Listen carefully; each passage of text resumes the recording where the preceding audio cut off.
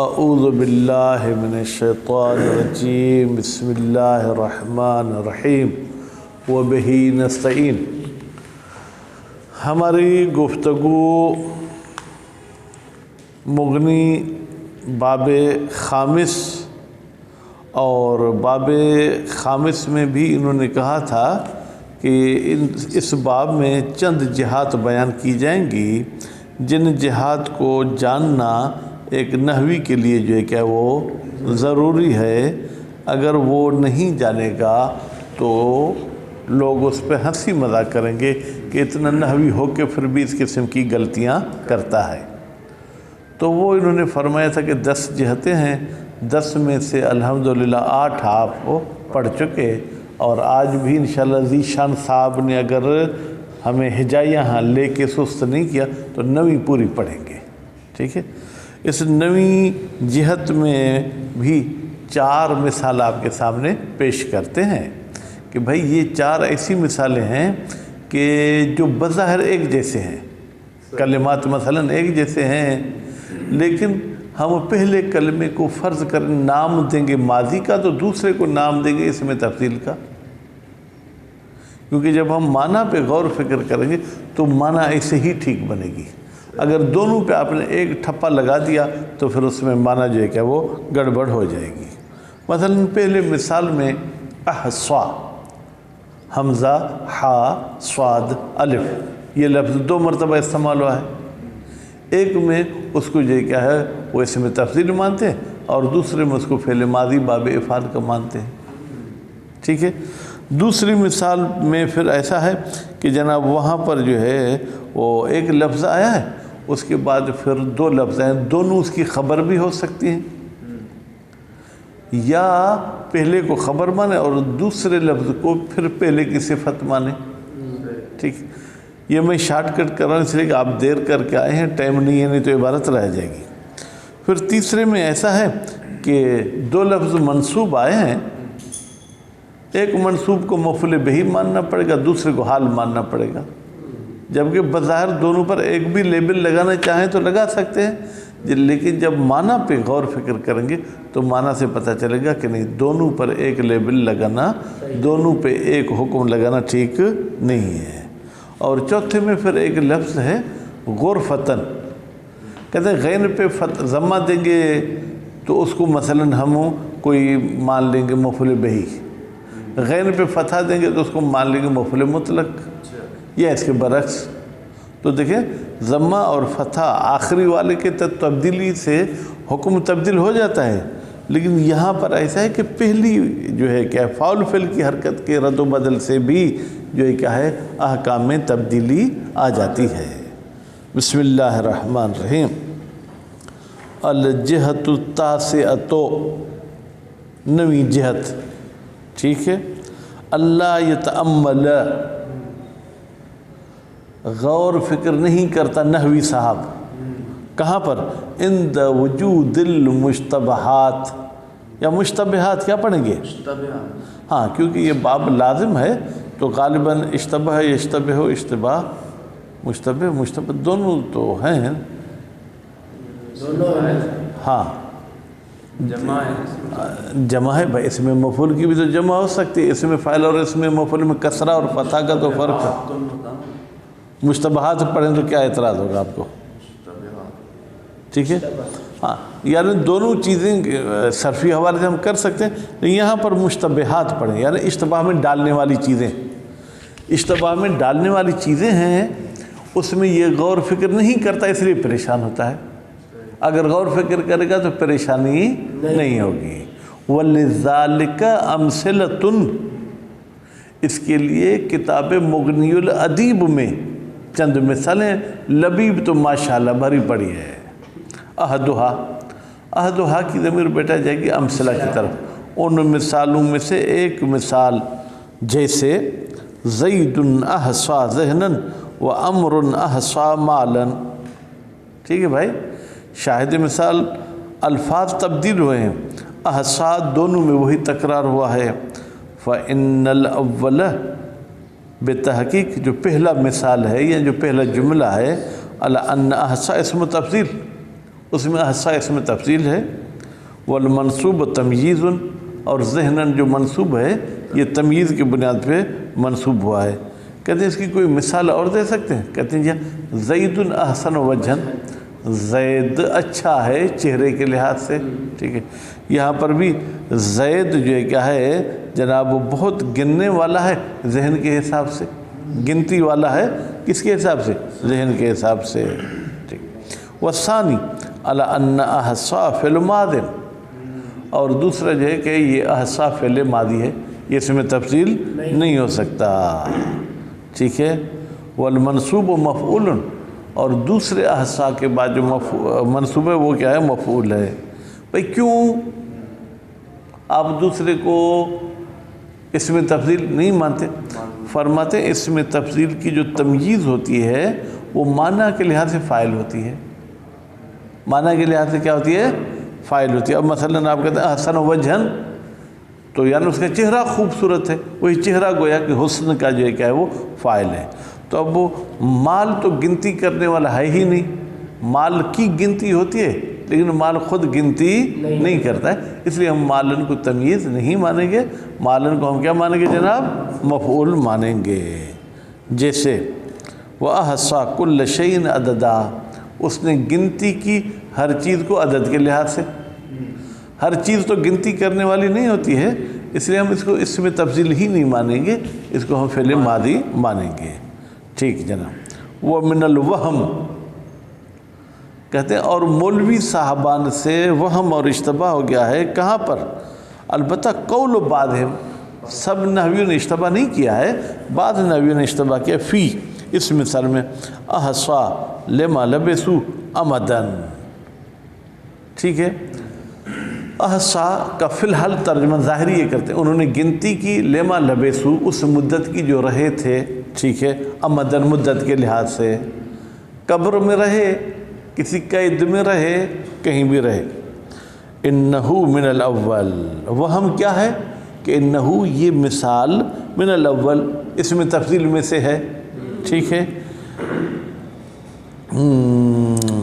فإن الأمد ليس محیصا بل محصا، جبکہ امد گننے والی نہیں ہوتی، پہلے کو اس میں فاعل مانے دوسرے کو اس میں مفعول، بل محصا بلکہ وہ گنی جاتی ہے، یعنی ٹائم آپ کو گنتا نہیں ہے، آپ ٹائم کو گنتے، چھٹی میں کتنے دن رہ گئے، شہریے میں کتنے دن رہ گئے، امتحان میں کتنے دن رہ گئے، ٹھیک ہے، اس قسم کی۔ وہ شرط تمییز المنصوب بعد افعل، اور شرط اس تمییز کی جو منصوب ہوتی ہے افعل و تفضیل کے بعد، کونہو فاعلا فی المعنی، اس کی شرط کیا ہے کہ وہ معنی کے لحاظ سے کیا بنتی ہو؟ فاعل بنتی ہو۔ واشتعل الرأس شیبہ، سر سفید ہو گیا بڑھاپے کی وجہ سے، یعنی سر کو بڑھاپے نے سفید کر دیا، تو گویا کہ بڑھاپا فاعل ہے کس کا؟ سفید کرنے کا۔ زید اکثر مالا، اب یہاں پر آپ کہتے ہیں زید مال کے لحاظ سے کثیر ہے، تو یعنی گویا کہ ہم یوں کہیں گے مال زید اکثر، زید کا مال اکثر ہے، یہ فاعل ہو گیا۔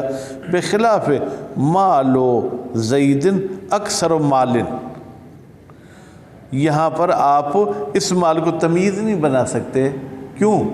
اس لیے کہ آپ مال کو فاعل نہیں بنا سکتے اکثر کا، ٹھیک ہے۔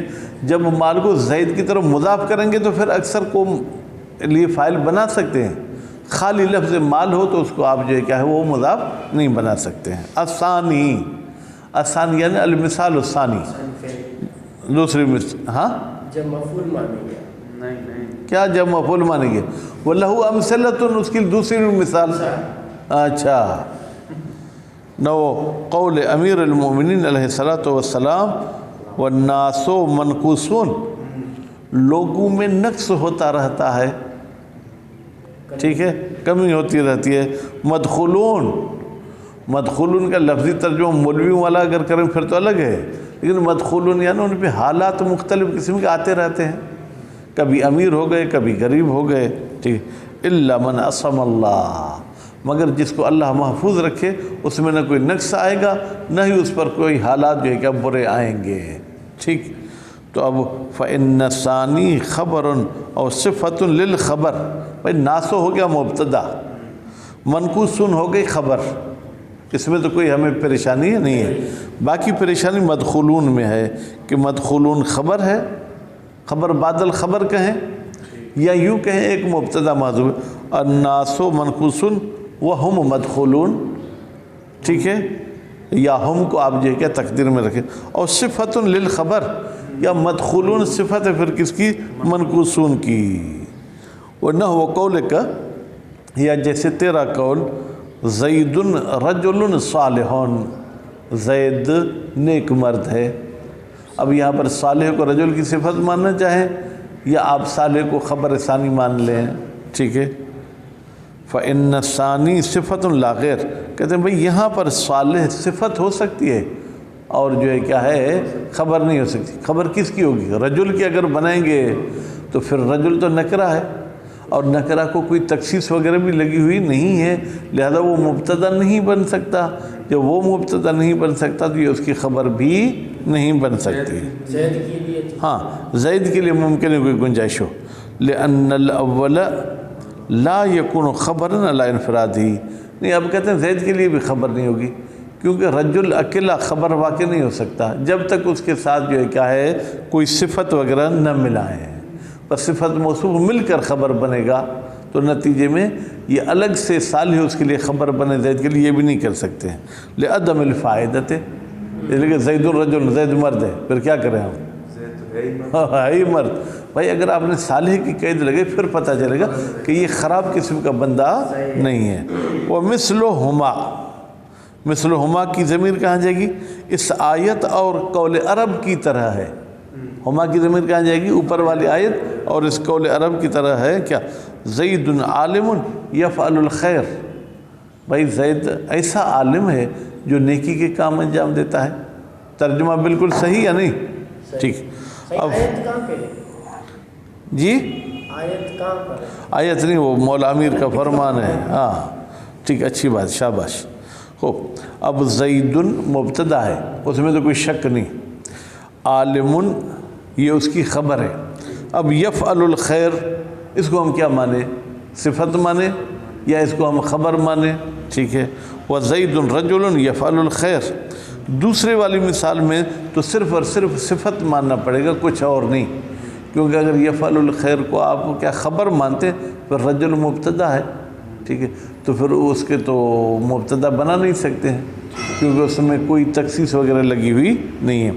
وزعم الفارسی، فارسی صاحب نے گمان کیا ہے ان الخبر لا يتعدد مختلفا بالافراد والجملہ، کہا کہ ہم رجل کے نکرے کے حوالے سے پریشان نہیں ہیں، ہم پریشان اس حوالے سے ہیں کہ اگر رجل کو خبر مانیں اور پھر یفعل الخیر کو خبر ثانی مانیں تو ایک ہی مبتدا کے اگر آپ دو خبر مانتے ہیں تو دونوں خبروں کا جملے یا مفرد ہونے کے لحاظ سے متحد ہونا ضروری ہے۔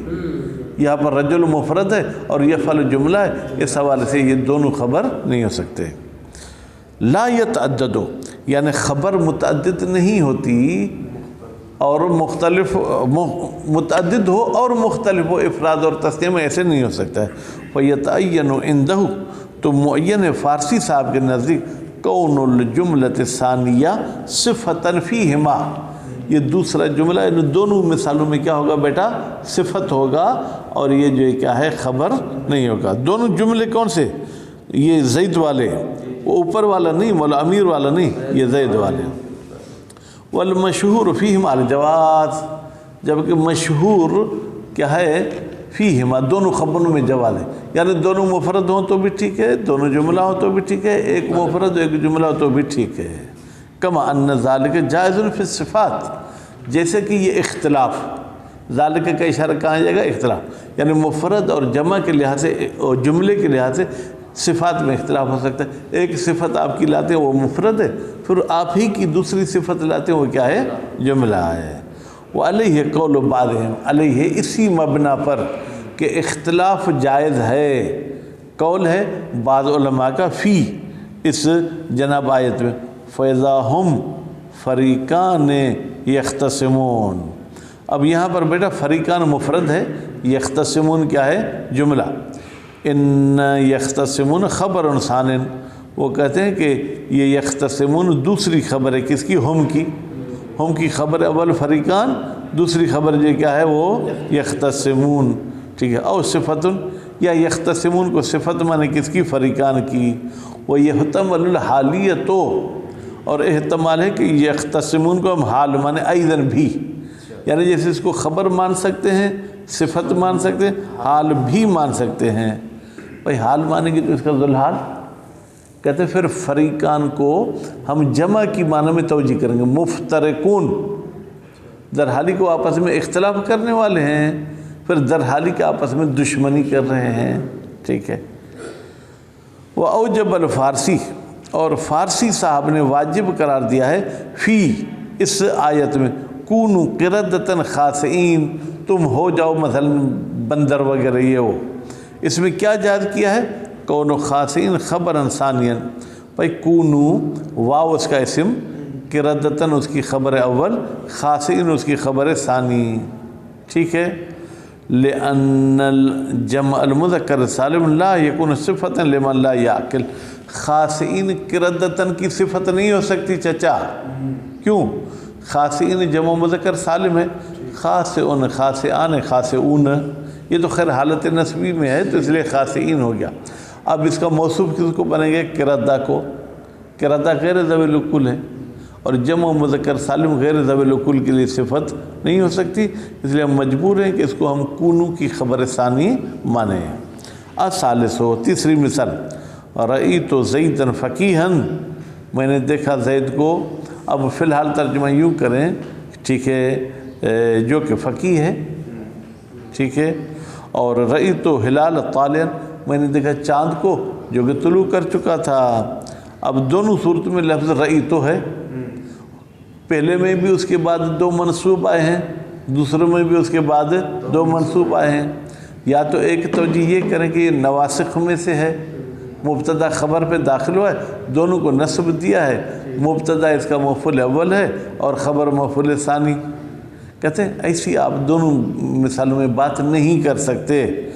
فإن رأى فی الاول، ٹھیک ہے جناب، علمیتن، علمیتن نہیں پڑھنا بیٹا، بتحقیق رأى پہلی مثال میں علم کی معنی میں ہے. جب علم کی معنی میں ہوگا تو اس کو دو مفعول کی ضرورت ہوگی. ٹھیک ہے. تو نتیجے میں زید مفعول اول ہے اور فقیہن مفعول ثانی. ٹھیک ہے. وہ فقیہن مفعول ثانی، اور فقیہ اس کا مفعول ثانی ہے. وہ فی الثانی بصریتن، اور دوسری مثال جو چاند والی تھی اس میں رأى علم کی معنی میں نہیں ہے، دیکھنے کی معنی میں ہے، اور دیکھنا ایک مفعولی ہے، وہ دو مفعولی نہیں ہے. وہ طالعا حال، پھر طالعا حال ہوگا کس کا؟ ہلال کا. وہ تقول، اور تو کہتا ہے ترکت زیدا عالما، میں نے ترک کیا زید کو عالم، یعنی جب میں نے اس سے خدا حافظی کی تھی تو وہ عالم تھا. کہتے ترک کی بھی دو معنی ہو سکتی ہیں. ایک معنی کے اعتبار سے یہ دونوں اس کے مفعول ہوں گے، دوسری معنی کے اعتبار سے جو ہے کیا ہے، یہ عالماً حال وغیرہ ہوگا، مفعول نہیں ہوگا. فإن فسرت ترکت بسیرت، اگر ترکتو کو آپ سیرتو کی معنی میں لیتے ہیں سارا، یعنی وہی افعال ناقصہ کی معنی میں لیں گے، فعالماً مفعول ثان. ٹھیک ہے. یہاں سیرتو کی حالت تبدیل کرنے کی معنی لیں گے تو پھر زید مفعول اول اور عالماً مفعول ثانی. او بخلفتو، یا ترکتو کو آپ چھوڑنے کی معنی میں لیں گے، تبدیل کرنے کی معنی میں نہیں لیں گے تو پھر فحال، پھر یہ عالماً کیا ہو جائے گا؟ حال ہو جائے گا. بیٹا دونوں صورتوں میں ترجمہ ہی ہوگا. سیر تو اس کا مطلب ہے میں نے زید کو عالم کر دیا، کیونکہ سارا کا کیا ترجمہ ہے؟ سارا زید غنیا، یعنی زید امیر ہو گیا، یعنی حالت تبدیل ہو گئی نا. تو اب یہاں چونکہ ترکتو کی نسبت تو کی طرف ہے، تو یعنی اس کو علموں میں تبدیل کرنے والا کون ہوں؟ میں ہوں. ٹھیک ہے. تو یہ دونوں اس کے لیے مفعول ہو جائیں گے. دوسری مرتبہ آپ کہتے ہیں میں نے زید کو چھوڑا، درحالی کو عالم تھا. ٹھیک ہے جناب. الرابع، جناب چوتھی مثال، ٹھیک ہے، اغترف غرفتن بیدہی، اس نے پانی بھرا اپنے چلو میں، پانی کا چلو جو ہم وضو وغیرہ میں استعمال کرتے ہیں. ان فتحت الغین، اگر غرفہ کی غین کو فتح دیا جائے، غرفتن وہ مفعول مطلق، پھر یہ مصدر ہو جائے گا، پھر یہ چلو کی معنی میں نہیں ہوگا. ٹھیک ہے. او ضممتہا، ٹھیک ہے. اب ان فتحت کہیں تو ٹھیک ہے، ان فتحت العین، اگر تو فتح دیتا ہے عین کو تو غرفتن یہ مفعول مطلق ہوگا ایک طرف کے لیے. او ضممتہا، اور اگر غین کو تم ضمہ دے دو وہ مفعول بہ، پھر یہ مفعول بہ، کیونکہ چلو یہ گویا کہ غیر مصدر مصدر نہیں ہے. ومثلہما، کہتے ہیں انہی دو کی طرح، یعنی فتح اور ضمے کے حوالے سے جیسے رد و بدل ہو جاتا ہے فتویٰ دینے میں، ان جیسے ہے حسوت حسوتاً و حسوتاً. حسوت یعنی میں نے پیا، پینا. حسوتاً کو اگر آپ فتح پڑھیں گے تو یہ مصدر ہوگا جو کہ پینے کی معنی میں ہوگا اور مفعول مطلق ہوگا. اور اگر آپ کہتے ہیں حسوہ تو اس کا مطلب ہے میں نے پے در پہ پیا، یعنی پینا نہیں مراد بلکہ لگاتار پیتا رہا. ٹھیک ہے. تو پھر اس صورت میں جو کیا ہے جناب یہ مفعول بہ ہو جائے گا حسوتاً. بات واضح ہو گئی. تو الحمدللہ جہت تاسعہ پوری ہو گئی. کل انشاءاللہ جہت عاشرہ. صلی اللہ علیہ محمد و آل محمد.